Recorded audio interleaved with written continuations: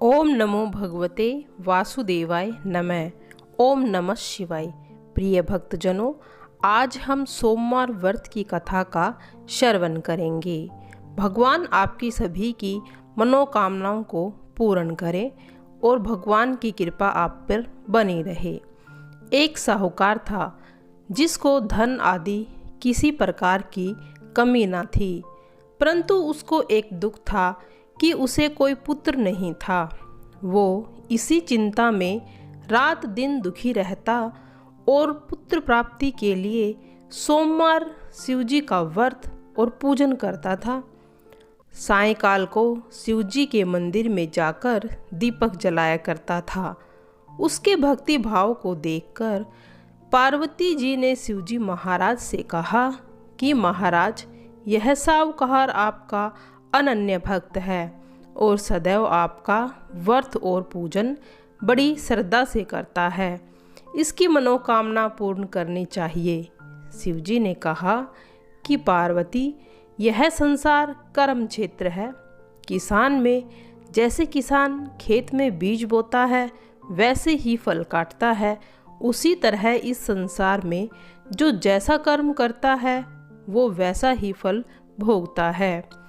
पार्वती जी ने अत्यंत आग्रह से कहा कि महाराज, जब यह आपका भक्त है और आपके भक्त को किसी प्रकार का दुख है तो आपको अवश्य दूर करना चाहिए, क्योंकि आप तो सदैव अपने भक्तों पर दयालु और उनके दुखों को दूर करते हैं। यदि आप ऐसा नहीं करोगे तो मनुष्य आपकी सेवा व्रत पूजन पाठ क्यों करेंगे। पार्वती जी का आग्रह देख शिवजी कहने लगे, हे पार्वती, इसके कोई पुत्र नहीं है, इसीलिए पुत्र चिंता में यह अति दुखी रहता है। इसके भाग्य में पुत्र न होने पर भी मैं इसको पुत्र प्राप्ति का वर देता हूँ, परंतु वह पुत्र केवल 12 वर्ष तक ही जीवित रहेगा। इसके पश्चात मृत्यु को प्राप्त हो जाएगा। इससे अधिक मैं और कुछ नहीं कर सकता। यह सब बातें साहूकार सुन रहा था। इससे न तो उसको प्रसन्नता हुई और ना ही दुख हुआ। वह पहले जैसे ही शिवजी महाराज का सोमवार का व्रत और पूजन करता रहा। कुछ समय व्यतीत होने पर साहूकार की स्त्री गर्भवती हुई और 10वें महीने उसके गर्भ से अति सुंदर पुत्र की प्राप्ति हुई। साहूकार के घर में खुशियां मनाई गई, परंतु साहूकार ने उसकी केवल 12 वर्ष की आयु जान अधिक प्रसन्नता प्रकट न की और न ही किसी को यह भेद बतलाया। जब वह 11 वर्ष का हो गया तो उस बालक की माता ने उसके पिता से उसके विवाह आदि के लिए कहा, परंतु वह साहूकार कहने लगा, मैं अभी इसका विवाह नहीं करूँगा, इसे काशी पढ़ने के लिए भेजूंगा। उस साहूकार ने अपने साले अर्थात लड़के के मामा को बुलाकर बहुत सा धन देकर कहा, तुम इस बालक को काशी जी पढ़ने के लिए ले जाओ और रास्ते में जिस तरफ भी जाओ यज्ञ करते ब्राह्मणों को भोजन कराते जाना। दोनों मामा भांजे जगह जगह यज्ञ करते और ब्राह्मणों को भोजन कराते जा रहे थे। तभी रास्ते में उनको एक शहर पड़ा। उस शहर के राजा की कन्या का विवाह हुआ था। दूसरे राजा का लड़का जो विवाह के लिए बारात लेकर आया था, वह एक आंख से काना था। उसके पिता को इस कारण इस बात की चिंता थी कि कहीं वर को देखकर कन्या के माता पिता विवाह में किसी प्रकार की अड़चन पैदा न कर दे। जब उसने ती सुंदर सेठ के लड़के को देखा तो मन में विचार किया कि क्यों न ढुकाव के समय इस लड़के से वर का काम चला लिया जाए। ऐसा विचार कर राजा ने उसी लड़के और उसके मामा से कहा तो वे राजी हो गए। तब साहूकार के लड़के को स्नान आदि कराकर वर के कपड़े पहना घोड़ी पर बैठा ढुकावे पर ले गए। इस प्रकार सभी कार्य आसानी से हो गए। अब राजा ने सोचा कि यदि विवाह कार्य भी इस लड़के से करा दिया जाए तो क्या बुराई है। ऐसा विचार कर उसके मामा से कहा, यदि आप फेरों और कन्यादान भी करा दें तो आपकी बड़ी कृपा होगी। हम इसके बदले में बहुत सा धन देंगे। उन्होंने यह भी स्वीकार कर लिया और विवाह कार्य भी अच्छी तरह से हो गया। परंतु जिस समय लड़का जाने लगा उसने राजकुमारी के चुंदड़ी के पल्ले लिख दिया था कि तेरा विवाह तो मेरे साथ हुआ है, परंतु जिस राजकुमार के साथ तुमको भेजेंगे वह एक आंख से काना है और मैं तो काशी पढ़ने जा रहा हूँ। उस राजकुमारी ने जब अपनी चुंदड़ी पर ऐसा लिखा पाया तो राजकुमार के साथ जाने से इनकार कर दिया और कहा, ये मेरा पति नहीं है, मेरा विवाह है इसके साथ नहीं हुआ, वह तो काशी पढ़ने गया है। राजकुमारी के माता पिता ने अपनी कन्या को विदा नहीं किया और बारात वापस चली गई। उधर सेठ का लड़का और मामा जी काशी पहुंच गए। वहां जाकर उन्होंने यज्ञ करना, लड़के को पढ़ाना शुरू कर दिया। जब लड़के की आयु 12 वर्ष की हुई तब एक दिन उन्होंने यज्ञ रचा रखा था। उस लड़के ने अपने मामा से कहा, मामा जी आज तो मेरी तबीयत ठीक नहीं है। मामा ने कहा, अंदर जाकर सो जाओ। लड़का अंदर जाकर सो गया। थोड़ी देर में उसके प्राण निकल गए। जब उसने मामा ने अंदर आकर देखा कि वह तो मुर्दा पड़ा है तो उसे बहुत दुख हुआ और उसने सोचा कि मैं अभी रोना पीटना मचा दूंगा तो यज्ञ का कार्य अधूरा रह जाएगा। अतः उन्होंने जल्दी से यज्ञ का कार्य समाप्त कर ब्राह्मणों के जाने के बाद रोना पीटना आरंभ कर दिया। संयोगवश उसी समय शिवजी महाराज और पार्वती जी उधर से जा रहे थे। जब उन्होंने जोर जोर से रोने पीटने की आवाज़ सुनी तो पार्वती जी शिवजी को आग्रह करके उनके पास ले गई और सुंदर लड़के को मरा हुआ देखकर कहने लगी कि महाराज, यह तो सेठ का लड़का है जो आपके वरदान से पैदा हुआ था। शिवजी ने कहा, पार्वती इसकी आयु इतनी ही थी सो भोग चुका। पार्वती ने कहा, महाराज कृपया करके इसे और आयु दे, नहीं तो इसके माता पिता तड़प तड़प कर मर जाएंगे। पार्वती के इस प्रकार बार बार आग्रह करने पर शिवजी ने उन्हें जीवन दान दे दिया और शिवजी की कृपा से लड़का जीवित हो गया। शिव पार्वती कैलाश चले गए तब वह लड़का और उसके मामा उसी शहर में यज्ञ कराते हुए आ गए जहाँ लड़के का विवाह हुआ था। वहाँ आकर उन्होंने यज्ञ आरंभ किया। तब लड़के के ससुर ने उसे पहचान लिया और दासियों के सहित बड़े आदर सत्कार के साथ अपनी लड़की और जमाई को विदा किया। जब वह अपने शहर के निकट आया तो उसके मामा ने कहा, पहले मैं तुम्हारे घर जाकर खबर करता हूँ। उस समय माता पिता अपने घर की छत पर बैठे हुए थे। उन्होंने यह प्रण रखा था कि हमारा पुत्र सकुशल घर आएगा तो हम राजी खुशी नीचे आ जाएंगे, नहीं तो छत से कूदकर अपने प्राण त्याग देंगे। इतने में उस लड़के के मामा ने आकर यह समाचार दिया कि आपका पुत्र आ गया है, परंतु उनको विश्वास नहीं हुआ। तब उसके मामा ने शपथ पूर्वक कहा कि आपका पुत्र अपनी स्त्री तथा बहुत सारा धन लेकर आया है। तो सेठ ने बड़ी प्रसन्नता से उनका स्वागत किया और आनंद के साथ रहने लगे। इसी प्रकार जो प्राणी इस सोमवार व्रत को धारण करता है, इस कथा को पढ़ता है, सुनाता है, उसके सभी दुख दूर होकर सभी मनोकामनाएं पूर्ण होती हैं। जय भोले बाबा तेरी सदा। आइए सुनते हैं श्री हरि विष्णु और महादेव जी की एक बड़ी ही विचित्र कथा। बद्रीनाथ के धार्मिक महत्व के विषय में तो हम सभी जानते हैं।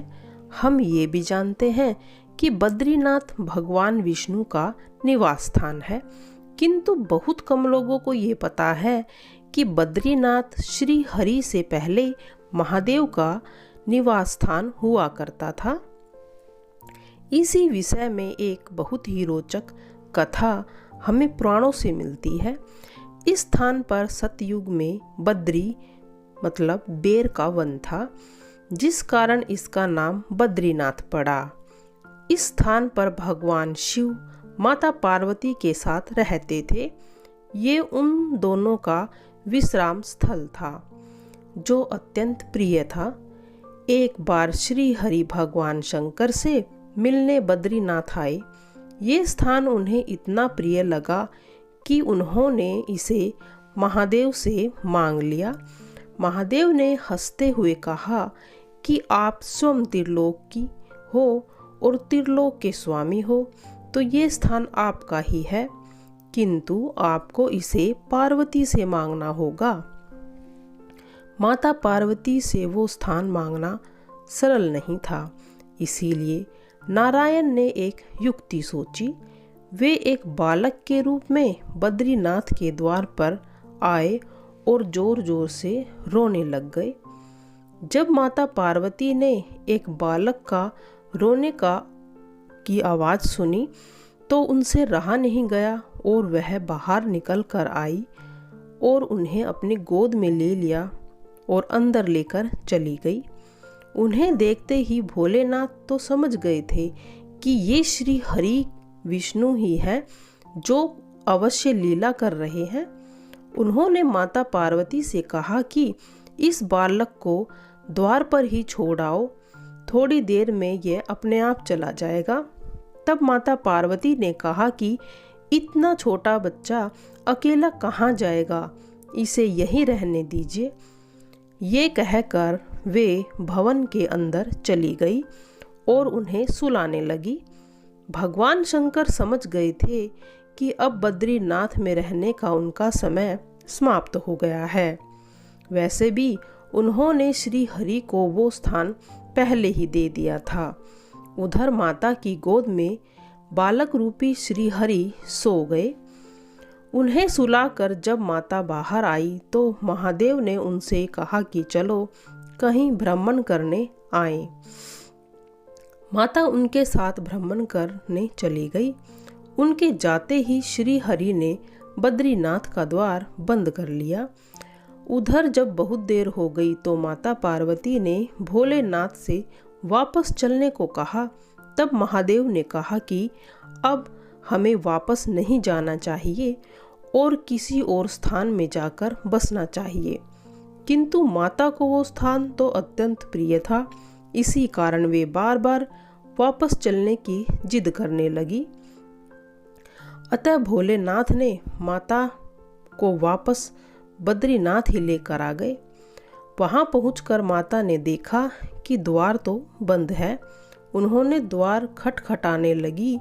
तब श्री हरि ने अंदर से कहा कि हे देवी, ये स्थान तो मुझे अत्यंत प्रिय प्रतीत हो रहा है, इस कारण अब आप मुझे यहीं रहने दीजिए।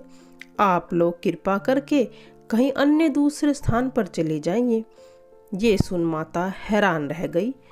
तब भोलेनाथ ने उन्हें हंसते हुए कहा, श्री हरि की लीला के बारे में बताया। ये सुनकर माता पार्वती श्री हरि की लीला को समझ गई और उन्हें इस बात की प्रसन्नता भी हुई कि कुछ समय के लिए उन्हें भी बालक रूपी श्री हरि का लाड करने का अवसर मिला। तब भोलेनाथ ने कहा कि अब आप ही बताएं कि हम कहाँ जाएं। ये सुनकर श्री हरि ने उन्हें वहाँ से 3 योजन दूर केदार नामक स्थान पर जाकर बसने का सुझाव दिया। तब महादेव माता सहित केदारनाथ चले गए और वहाँ केदारनाथ ज्योतिर्लिंग के रूप में स्थापित हुए। उस दिन से श्री हरि बद्रीनाथ में और महादेव केदारनाथ में स्थित हो गए। ऐसी मान्यता है कि जो कोई भी इनमें से एक तीर्थ पर भी जाता है उन्हें श्री हरि और महादेव दोनों का आशीर्वाद प्राप्त होता है। तो प्रिय भक्तजनों, आपको हमारी ये कथा कैसी लगी, आप कमेंट बॉक्स में ज़रूर बताना। आइए अब सुनते हैं भोले बाबा की आरती। शिव ओमकारा, जय शिव ओमकारा, ब्रह्मा विष्णु सदा शिव अर्धांगी धारा। ओम जय शिव ओमकारा, एकानन चतुरानन पंचानन राजे, हंसासन गरुड़ासन वृषवाहन साजे। ओम जय शिव ओमकारा, दो भुज चार चतुर्भुज, 10 भुज अति सोहे, तीनों गुण निखरते त्रिभुवन जन मोहे। ओम जय शिव ओमकारा, अक्षमाला मनमाला मुंडमाला धारी, त्रिपुरारी कंसारी करमाला धारी। ओम जय शिव ओमकारा, श्वेतांबर पीतांबर बागांबरी अंगे, सनकादिक ब्रह्मादिक भूतादिक संगे। ओम जय शिव ओमकारा, करके मध्य कमंडल चक्र त्रिशूल धारी, सुखकारी दुख हारी जग पालनकारी। ओम जय शिव ओमकारा, ब्रह्मा विष्णु सदा शिव जानत अविवेका, प्रणयाक्षर में शोभित ये तीनों एका।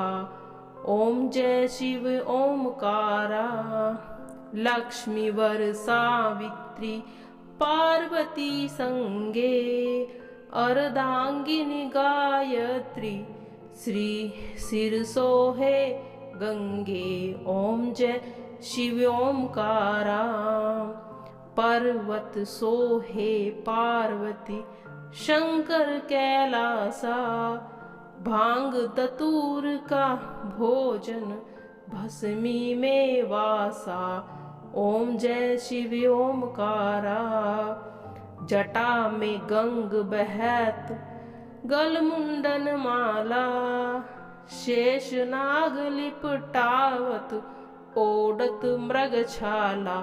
ओम जय शिव ओमकारा, काशी में विश्वनाथ विराजे नंदो ब्रह्मचारी, नित उठ दर्शन पावत महिमा अति भारी। ओम जय शिव ओमकारा, त्रिगुण स्वामी की आरती जो कोई नर गावे, कहत सुआनंद स्वामी सुख संपत्ति पावे। ओम जय शिव ओमकारा, जय शिव ओमकारा, भज शिव ओमकारा।